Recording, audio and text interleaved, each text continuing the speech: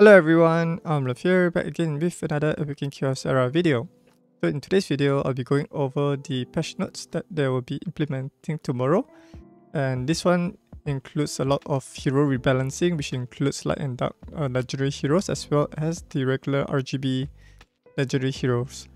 So let's get over it. So the first one would be the update of this patch will be implemented tomorrow on 17th of May 2023 at 7:00 AM UTC time. And then they will compensate us as usual with 100 diamonds while waiting for this update to be completed. Alright, so the first update will be they'll be introducing two new heroes. The first one will be a legendary water hero from the Sylvan Woodlands, and the hero is Haruna. And she's currently available by getting her matrices from the events as well as tournaments.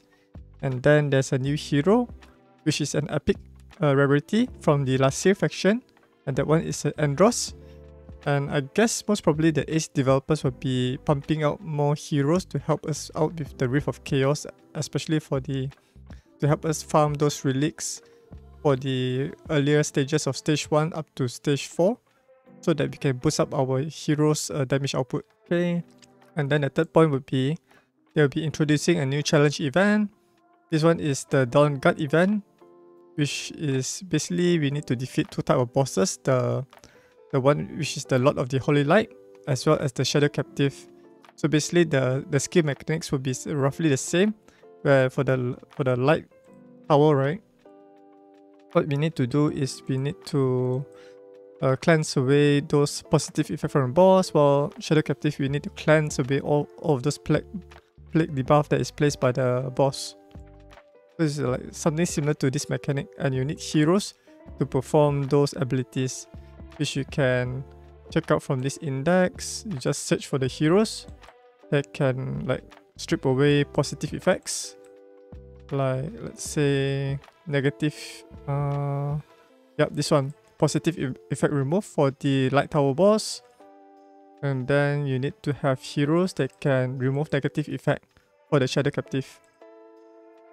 Okay, so that's basically for the challenge event, and by completing these challenge events, right, you will get some currency which you can exchange it in the shop for some rewards. And the fourth point would be the summon event.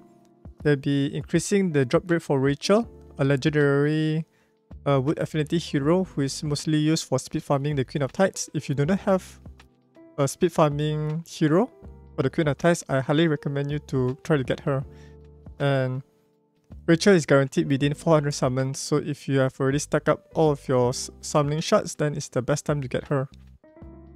And the event period to get Rachel would be starting on the 18th of May 2023 and up until 25th of May UTC time of midnight. And then they're also bringing in another summoning event for Fianna as well as Shakso Andre, and their drop rates will be increased by 300%, something similar to Rachel. And Fianna is guaranteed within 400 summons.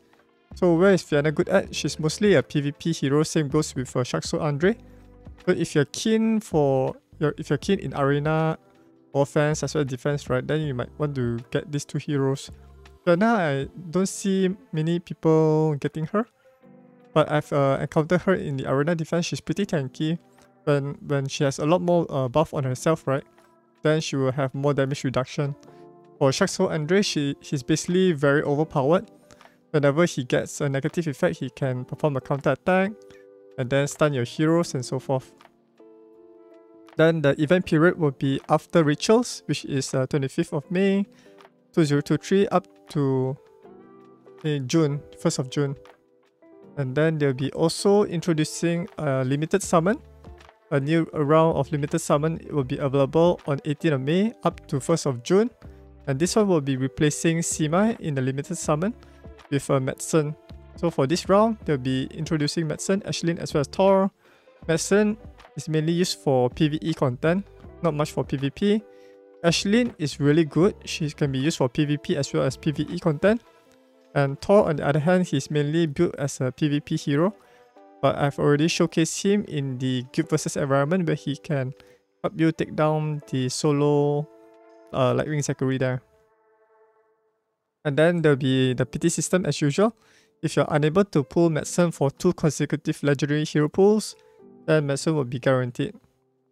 And then finally, they have a Sky Duel Season 5, which is starting soon, so you can get the new rewards there. And they have and the Ace developers will be also providing some game optimization. The first one will be optimizing the display of the function buttons, but I'm not sure which buttons that they are referring to. The second one will be the relic. They will be adding a new feature that allows you to discard unused relics. So currently there's no way for us to automatically discard those relic features compared to like our No Man's Land dungeon as well as Arcane Dominator dungeon farming. So this is a good way for us to quickly remove those flat stats, attack, health and defense. Then the third one would be the leader ability. The types of heroes leader abilities are now displayed on the select squad screen. So this one is really useful, especially when you can just avoid just selecting each of these heroes to quickly find out which hero has what types of aura or the leader ability. I think this one they are following something similar to the Red Shadow Legend system. And then for the fourth point is the glyph development progress is now displayed on the hero screen. I'm not sure what it means by glyph development. Maybe it's the one that you farm those glyphs from the adventure mode. Oh, I think it's basically that. And then the fifth point would be you can now switch stage difficulties on the chapter screen for the adventure mode, which is a nice one, especially for the early to mid game players. For late game players, right, you will not be farming much on adventure, except for like blitzing the last like stages of the mythic adventure, just to get the glyph. And then for the sixth point, they'll be optimizing the logic for applying random positive effects. I'm not sure what it means by optimizing. Does it mean that it will, let's say if the hero already has attack up buff, does it mean that it will not put another attack up positive effect, but use another positive effect like damage up, critical damage up, critical rate, or so forth? Or does not apply critical rate if the hero has 100% critical rate? That one we are not so sure because it doesn't really give any details on this. Alright, finally, for the hero adjustment or the hero rebalancing, the first one would be a light legendary hero from the Crisis faction, Craze Urzak.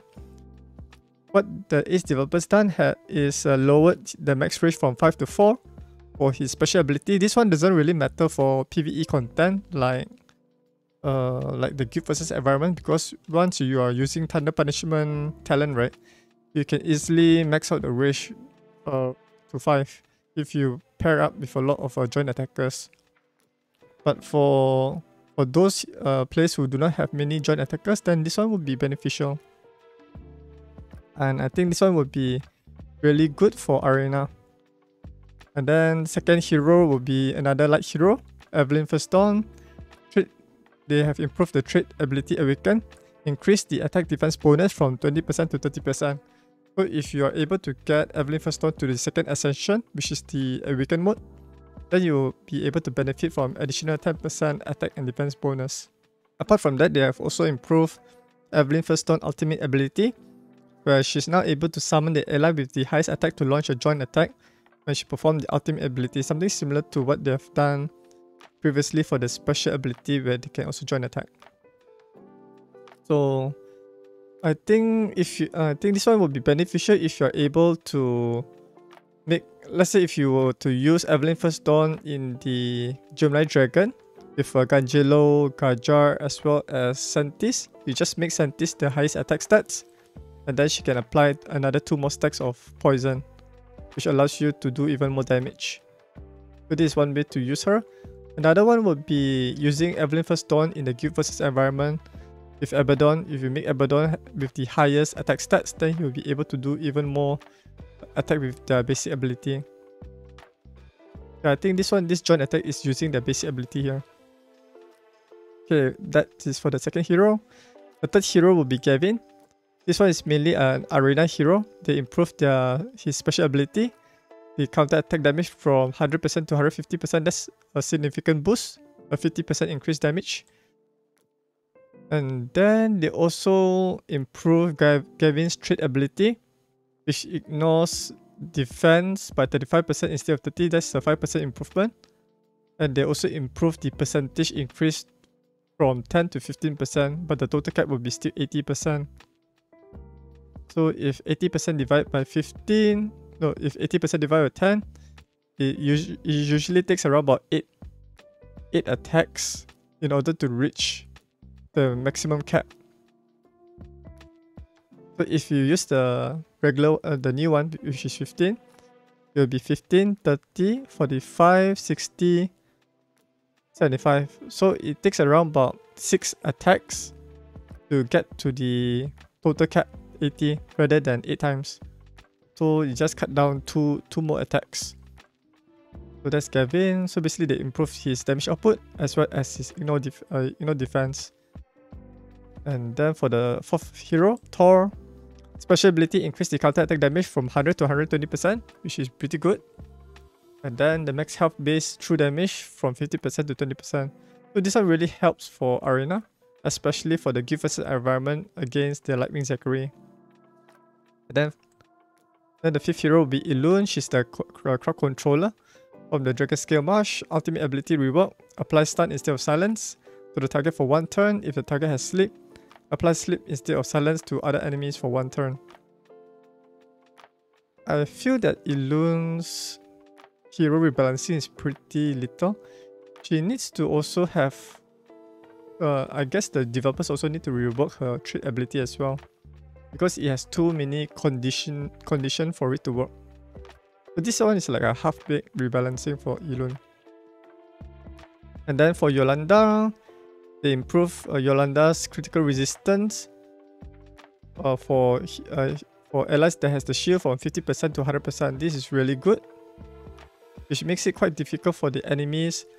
Especially, I think this one is mainly for Arena, because most of the enemies in the Arena, they usually build their heroes with 100% critical rate.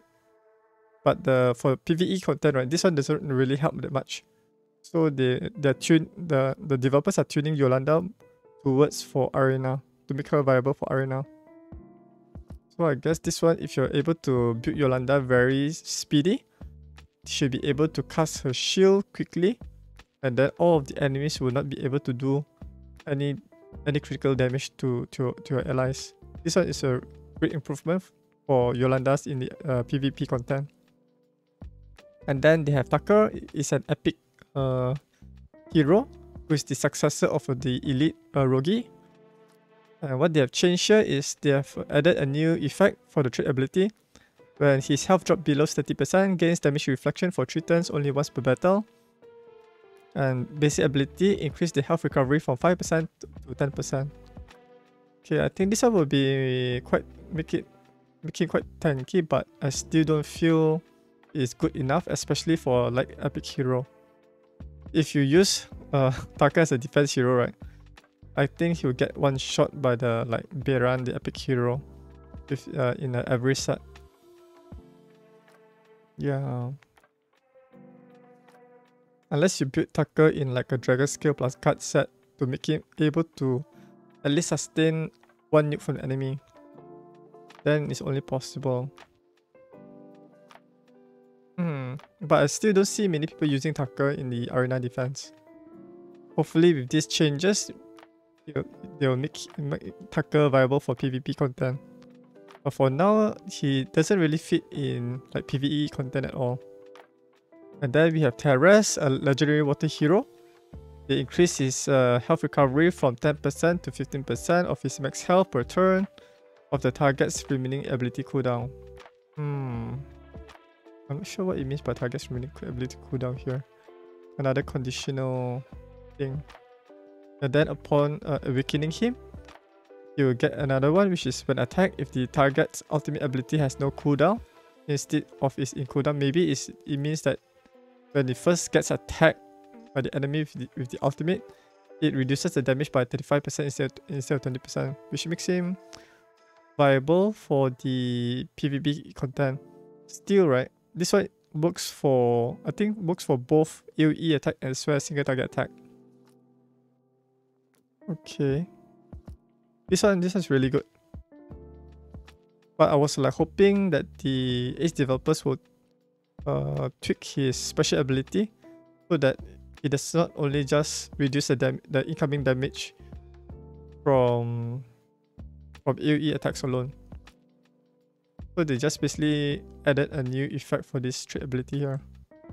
And then for Rick, trait ability, they increase his critical resistance bonus from 50 to 100%, which makes it a guaranteed to convert those critical damage to neutral or regular damage. This is good. This one for PvP content. And then upon awakening him on the 5th ascension, when with stealth, increase his damage by 30%.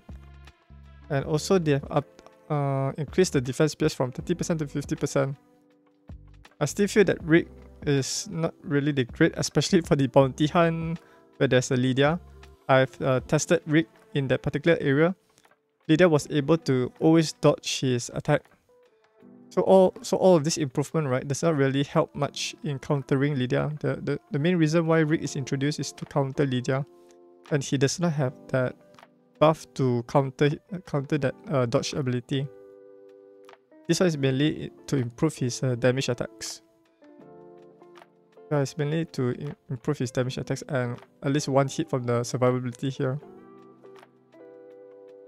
I was hoping that they make his ultimate does not really like add 50% accuracy. It just says the enemy cannot dodge this ultimate ability. That would be perfect. And another thing is, let's say if Rick managed to attack Lydia with his ultimate ability, right? Lydia will counter attack Rick, and Rick will lose that stealth, and then he will not be able to do that damage. And also, right, in PvE content, the bounty hunt, this critical resistance does not really matter because Lydia in the bounty hunt was still able to one-shot him with a neutral damage. So yeah, so I feel that this one is just average upgrade for Rick. Then we have a Donovan. They rework his special ability when an enemy applies shield, launches a counter attack with Battle Cry for 1 round with 1 round cooldown. That's it.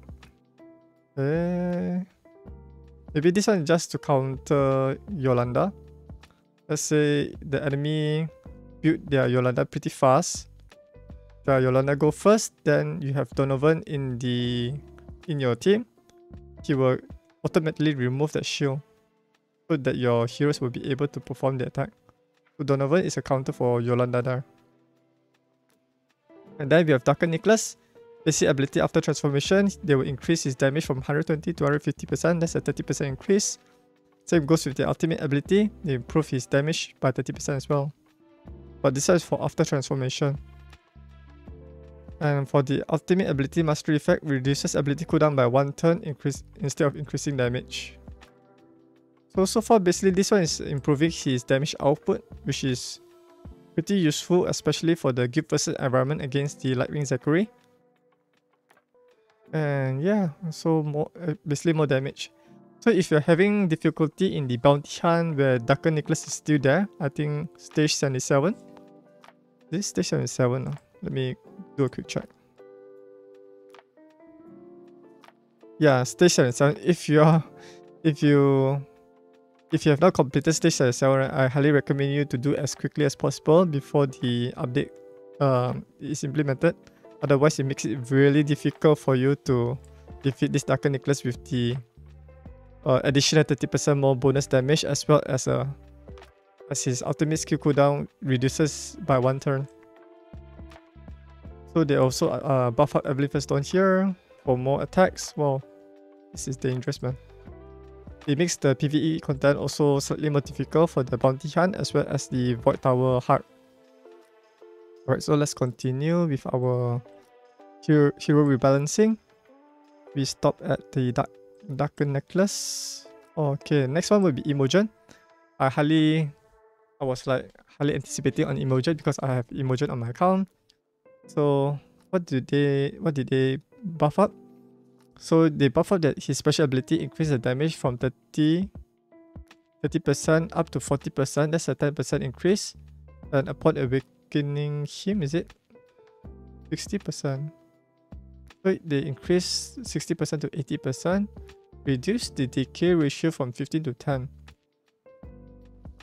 I think the decay ratio is it means that the damage that bounce between heroes.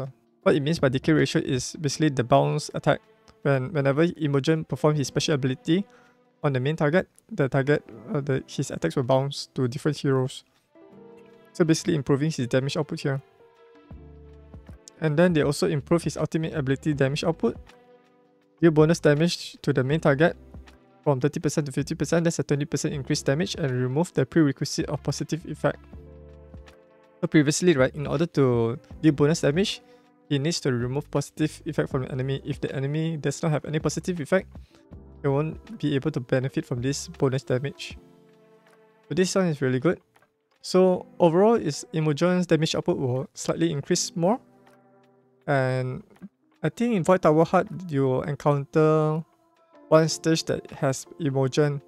And if you take too long to defeat Imogen, right, he has this defense pierce ability. And basically, he just pierce through your defenses, I think until 80%, which can make it quite difficult for you to clear the Void Tower, as well as the Bounty Hunt. And then we have Medicine. Basically, it's the hero that will be available in a limited summon. What they did was increasing his base health to make him more survivable. Increase his base speed from 106 to 118. That's 12 additional speed. Because he's actually a supporter debuffer hero, that's why I think it makes more sense to buff him to go first in the battle to apply those debuff to the enemies. And then we have Fakhim, who was previously nerfed, and now the developers buff her back. So previously they nerfed Fakhim because her ultimate damage deals damage based on the hero's health that was lost on both sides, means at the enemy side as well as your side. So now they buff up Fakhim ability to increase the damage, increase the team's damage from 20 to 25%. That's a 5% increase. That's a very small buff. And then for Fakhim, who is a single target wood affinity hero, they increase his basic ability damage by 20%. For his ultimate, they increase by 60%. That's a pretty big boost for him. And then for Efroni, who is the legendary water hero, I think the Ace developers found her pretty overpowering when compared to light and dark legendary heroes. That's why they nerf her special ability by adding a one round cooldown. And due to this, they implemented a hero recall event for this hero after the game update, which is on the 17th of May up to 24th of May 2023. So you'll be able to recall her if you do not really like these changes that was implemented by the developers. And last but not least, they also did some changes to the spell, the Last Breath spell. They added a new effect, applies exhausted to the target for 2 turns. Exhausted when revived by Last Breath, right, this unit's ability cooldowns will not be reset. So basically they just removed the effect that was previously available in Last Breath, which resets the unit's ability cooldown. But I wonder why they just put exhausted here. It doesn't really make sense.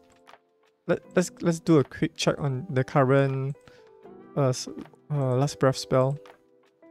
So this is the Last Breath spell. Revives a random ally and resets all of their ability cooldowns ally dies after taking one action.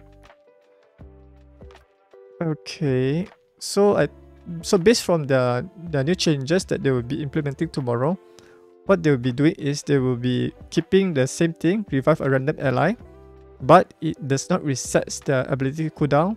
They replace this reset ability cooldown with a negative effect on the target, exhausted, so that their abilities remain the same upon reviving. And I did not see this one, allies dies after taking one action. So does it mean that upon reviving, right, the hero will not die after taking an action? Is that what it means? I think the changes with this, right, by removing this resets all of the ability cooldowns, this will cause some strategies will not work for the Rift of Chaos Often Titan, as well as I think Often Titan as well as the Lava Colossus, which uses Zilin ultimate ability, the Curse of Demise, which applies the curse and amplifies the damage of the damage nuker by double. So this one will break a lot of composition that's relying on this reset ability cooldown. And then for Arena, they will not be able to benefit from this. But for PvP content, right, I think it might not really impact those PvP Arena defense team if their teams are really slow and did not take any actions. So they'll be able to still use their ultimate ability if they have not used it yet. For those heroes that have already used it, they won't be able to use those ability that they have already cast previously. And I'm not sure whether they remove this ally dice after taking one action, because I did not see it in the patch notes here. They just only implementing a new effect. When revived by last breath, this unit ability cooldowns will not be reset. We need to wait for tomorrow to see what are the real changes that they'll be implementing for last breath here.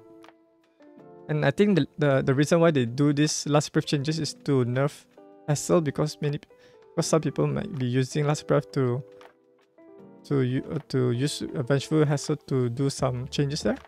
Maybe that's the case, or maybe the developers find that many players are using Zilin to speed farm the Rift of Chaos and makes it really overpowered.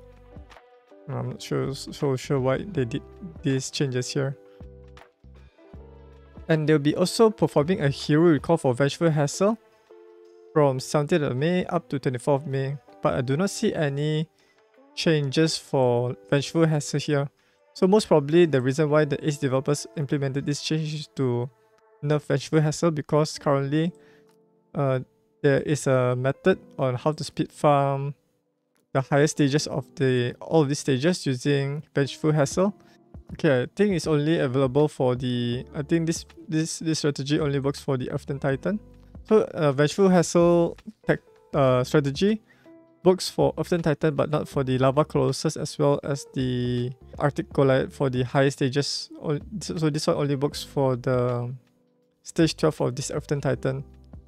So as you can see here, they use Vengeful Hassle, who can revive all of these allies, and these allies will perform the damage. So it's pretty interesting to use Mary to provide bonus turn to Vengeful Hassle, and then they also use Rick or Rika to provide additional bonus turn to Vengeful Hassle so that his ultimate ability will be ready. And then maybe that's one way they want to nerf Vengeful Hassle but not using the last breath. Yeah, I think that's all for the patch notes for tomorrow. Do let me know what do you think about these new changes. Do you feel excited of the heroes that are being buffed? If that's the case, do let me know down in the comments below which heroes you have and which one you'll be happy to get buffed. For those Efroni users, right? Yeah, it's slightly underwhelming because they currently implemented a slight nerf to her. Right, so if you found this video helpful, do give this video a thumbs up as usual. And if you're new to my YouTube channel, you can click on the subscribe button as well as ringing the notification bell to stay up to date whenever I upload a new video on this channel. And yeah, so thanks for watching and I'll see you guys in the next video. Bye!